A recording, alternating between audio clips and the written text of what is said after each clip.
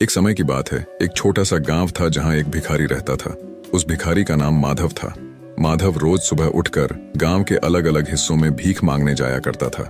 उसका जीवन भिक्षा पर ही निर्भर था। गांव के लोग भी उसे पहचानते थे और कुछ न कुछ उसे दे दिया करते थे। माधव की एक खासियत थी, वह अपने साथ हमेशा एक छोटी सी झोली लेकर चलता था जिसमें वह कुछ अनाज के दाने रखता था। ऐसा वह इसलिए करता था क्योंकि इतने वर्षों में उसने एक बात समझी थी, अगर कोई उसकी झोली में कुछ न देखे तो उसे भीख देने में हिचकिचाते थे। अगर उसकी झोली में कुछ पहले से ही दिखे तो लोग उसे और भीख दे देते थे। ये उसकी भीख मांगने की चालाकी थी। एक दिन वह सुबह जल्दी उठकर अपने काम पर निकल पड़ा। आज वह कुछ अजीब सा महसूस कर रहा था, जैसे आज का दिन कुछ खास होगा। जैसे ही वह गांव की मुख्य सड़क पर पहुंचा, उसने देखा कि सामने से एक शानदार रथ आ रहा है। रथ की चमक और उसकी सुंदरता देखकर माधव को समझ में आ गया कि यह राजा का रथ है। माधव ने सोचा, वाह, आज तो किस्मत खुल गई। अगर राजा की नजर मुझ पर पड़ गई और उसने कुछ दे दिया तो मेरी जिंदगी ही बदल जाएगी। वह जल्दी से सड़क के किनारे खड़ा हो गया और राजा के रथ के पास से गुजरने का इंतजार करने लगा। जैसे ही रथ उसके पास पहुंचा, कुछ अजीब हुआ। रथ उसके पास आकर रुक गया। माधव हैरान रह गया। उसकी आंखें चौड़ी हो गईं जब उसने देखा कि राजा खुद रथ से उतरा और उसकी ओर बढ़ने लगा। अब उसकी कल्पनाएं और तेज हो गईं। उसने सोचा, अरे, आज तो मैं राजा से कुछ मांगने जा रहा हूँ। शायद वह मुझे ढेर सारा सोना, चांदी या कोई बड़ी चीज दे देगा। लेकिन तभी एक और चमत्कार हुआ। राजा ने अपनी झोली उठाई और उसे माधव के सामने फैला दी। माधव की आंखें फटी की फटी रह गईं। उसने सोचा, यह क्या, राजा मुझसे भीख मांग रहा है। राजा ने विनम्रता से कहा, भाई, मुझ पर दया करो और मुझे कुछ भिक्षा दे दो। माधव को विश्वास नहीं हो रहा था। उसने सोचा, यह तो उल्टा हो गया, राजा मुझसे भीख मांग रहा है। लेकिन राजा ने उसकी ओर देखते हुए कहा, यह मेरे लिए बहुत महत्वपूर्ण है।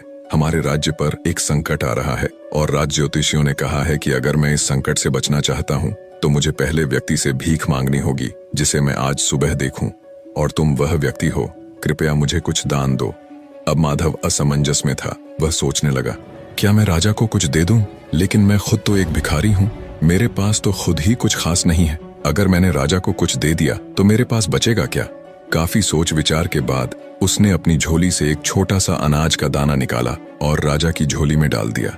राजा ने मुस्कुराते हुए सिर झुकाया और अपनी झोली बंद कर ली। फिर वह वापस अपने रथ की ओर चला गया। माधव ने देखा कि राजा तो बिना कुछ बोले चला गया, लेकिन उसके मन में खट्टापन था। वह सोचने लगा, क्या मैंने सही किया? राजा खुद भी तो इतना अमीर है, वह मुझे कुछ मूल्यवान दे सकता था। और मन ही मन राजा को बुरा भला कहने लगा। दिन भर माधव को बहुत भिक्षा मिली। उसकी झोली में अनाज, पैसे और कपड़े भर गए, लेकिन उसके मन में एक अजीब सी बेचैनी थी। उसे राजा से मिलने का मौका मिला था और उसने उस मौके को व्यर्थ जाने दिया। शाम को जब वह घर पहुंचा, उसकी पत्नी ने उसकी ओर देखा और बोली, आज तो तुम्हारा नाम पूरे गांव में फैल गया है। लोग कह रहे हैं कि राजा ने तुमसे भीख मांगी। वाह, तुम कितने महान हो। लेकिन माधव को खुशी नहीं हुई। वह गुस्से से बोला, तुम्हें क्या पता, राजा ने मुझसे भीख मांगी थी। भला मैं राजा को क्या दे सकता था, और मैंने उसे केवल एक दाना दिया। अगर मैंने उसे ज्यादा दिया होता तो शायद मेरा और नाम होता। उसने अपनी झोली गुस्से में उठाई और उसे जमीन पर फेंक दिया। सारी चीजें जमीन पर बिखर गईं। जैसे ही अनाज जमीन पर गिरा, माधव की नजर एक चमकते हुए दाने पर पड़ी। यह वही दाना था जो उसने राजा को दिया था और अब वह सोने का बन चुका था। माधव यह देखकर हक्का बक्का रह गया। वह सोचने लगा, अगर मैंने राजा को सिर्फ एक दाना देकर सोने का दाना पाया है, तो अगर मैंने उसे ज्यादा दिया होता तो मेरा पूरा जीवन बदल सकता था। वह जमीन पर बैठ गया और रोने लगा। वह समझ चुका था कि उसने अपनी लालच के कारण एक बड़ा मौका खो दिया। यह कहानी एक बहुत महत्वपूर्ण सीख देती है। हमें अवसरों को पहचान कर बिना स्वार्थ के दान देना चाहिए। माधव की गलती यह थी कि उसने लालच और डर के कारण अपने पास मौजूद चीजों को बांटने से परहेज किया। अगर वह दिल खोलकर राजा को दान देता तो उसे बहुत बड़ा लाभ मिल सकता था। इस कहानी से यह संदेश मिलता है कि जब भी हमें कुछ देने का मौका मिले तो हमें निस्वार्थ भाव से देना चाहिए। यही दान हमें जीवन में असली सफलता और खुशी दिलाता है।